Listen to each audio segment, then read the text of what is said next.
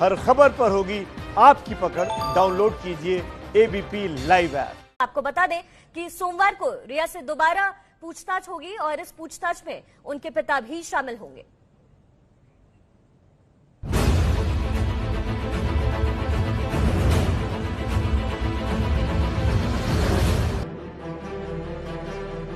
सुशांत सिंह राजपूत मामले में ईडी ने रिया चक्रवर्ती के भाई शौविक चक्रवर्ती से पूछताछ की। शौविक से शुक्रवार को भी पूछताछ की गई थी, तब वो बहन रिया के साथ ईडी दफ्तर पहुंचा था। ईडी अब सोमवार को रिया से दोबारा पूछताछ करेगी।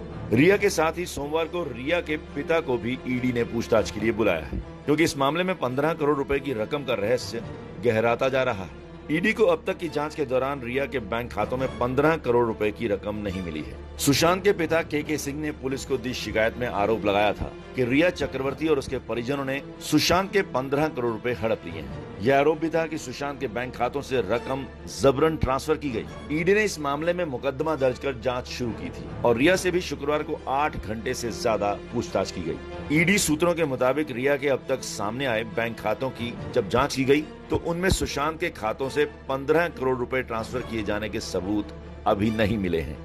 ऐसे में सवाल उठ रहा है कि फिर 15 करोड़ रुपए की रकम गई कहां?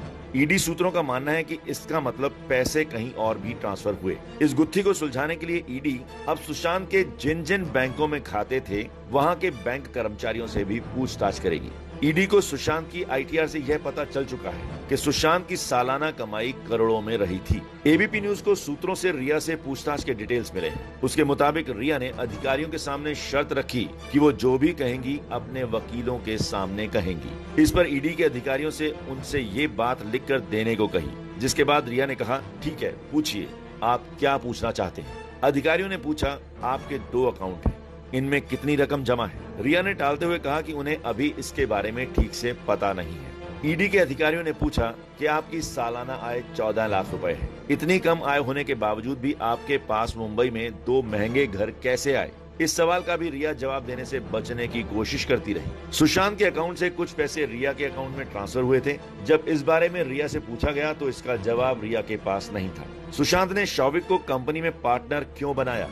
इस सवाल के जवाब में रिया ने कहा कि मैं और सुशांत जब करीब आए तो शौविक और सुशांत की पहचान हुई और दोनों अच्छे दोस्त बन गए, इसलिए शौविक को पार्टनर बनाने का निर्णय सुशांत ने खुद लिया था। ईडी के अफसरों ने जब कंपनी के इन्वेस्टमेंट के बारे में पूछा तब रिया ने कहा कि पहले कंपनी ऑन पेपर थी जब हमने 2019 के अंत में काम की शुरुआत की थी।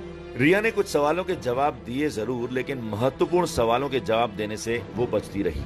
लेकिन ईडी सूत्रों के मुताबिक फिलहाल ईडी का पूरा ध्यान इसी तरफ है कि 15 करोड़ रुपए की धनराशि गई तो कहां गई और इस रकम को हजम करने वाले कौन लोग हैं। तो सुशांत सिंह राजपूत के 15 करोड़ कहां गए, यही है पिता का सवाल और इसी मामले में ईडी लगातार पूछताछ कर रही है। कल आपको बता दें कि कल रिया चक्रवर्ती अपने पिता के साथ फिर से ईडी में पेश होने वाली हैं।